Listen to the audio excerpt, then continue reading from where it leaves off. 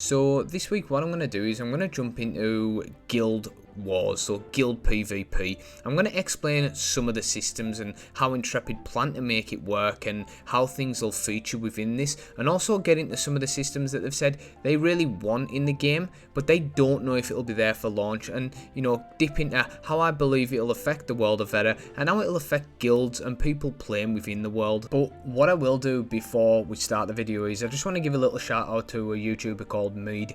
Now he's given me permission to use some of his PvP footage in this video, so rather than you just seeing your cinematics or some random environmental clips, you're going to get to see some really decent PvP footage. And if you've not checked his channel out or you've not seen this before, go over there, give him a follow. I'll leave his stuff in the description below, and I think it's really decent footage. But what we'll do now is we'll jump into the video. So will you want to take part in Guild Wars? Well, if you want to take part in a mode that has objectives and kind of quests tailored towards it, that's separate from the flag and PvP, that's going to help build a guild up, communication, and there's just some nice casual type fun to be had there, or maybe you're wanting to look more hardcore, looking at the rankings and really being dominant and having a reputation within your server, well, Guild Wars is definitely a thing for both parties there. So Guild Wars are planned to be an objective based game mode between war and guilds with great risk to each side, but they won't be constant. There will be win conditions, however, that will be based on the war and guilds level or number of assets and resources they have. So for example, if your guild's a slightly lower level or less experienced on the XP bar, or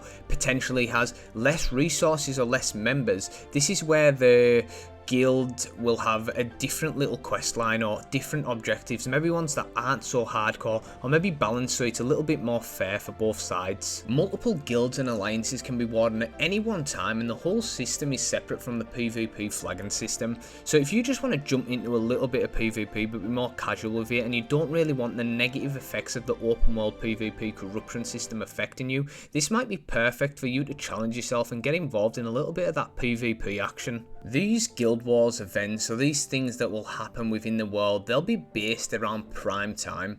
So 3 PM to 9 PM is the time they currently want to roll these out, or where these events are for you to take part in. Now I've got to say, this is all still in the works. This can change and it is in development, but as it stands, I think that's a pretty reasonable time to be having them, and it's fair enough to make sure that the most people can get involved. So these wars, these Guild Wars, they're going to have a war declaration period. So I imagine kind of like Sieges, it's not going to be instant, like boom, you get an attack, take part.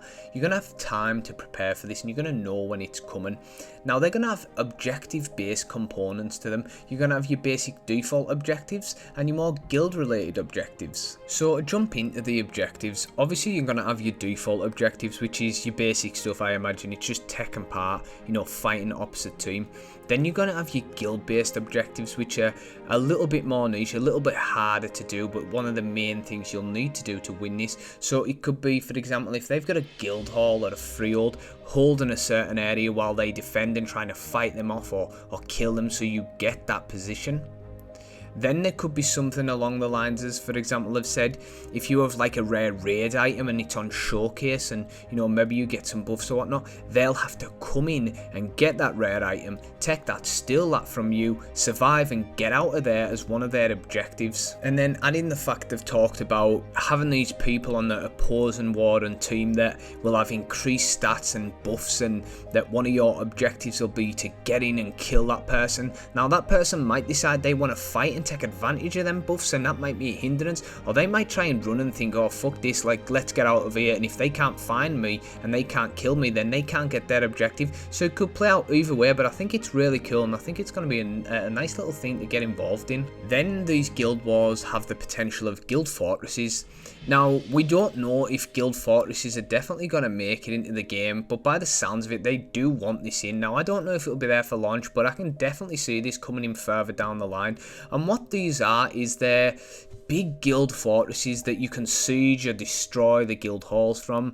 They're said to be contested on a regular basis. So if you think New World keeps or forts, remember when you used to be able, if you've ever played, go out there and capture them, this will be kind of similar, but with it being Intrepid, I imagine there's many little system components within that and some crazy things we haven't even thought about yet. So one of the final systems or things that I'm actually really excited for, and I think is going to be really cool, regardless of when it does make it into the game, if it's in Alpha 2 or, you know, therefore launch or later down the line, is guild ranking. And guild ranking to me is going to be cool because if you want reputation, you want to be respected, or you want to be known, guild ranking will help in this. And if you perform well in these guild wars, it will rank your guild up. So it doesn't, you know, you level in your guild, you're working towards building something great, something good within your server.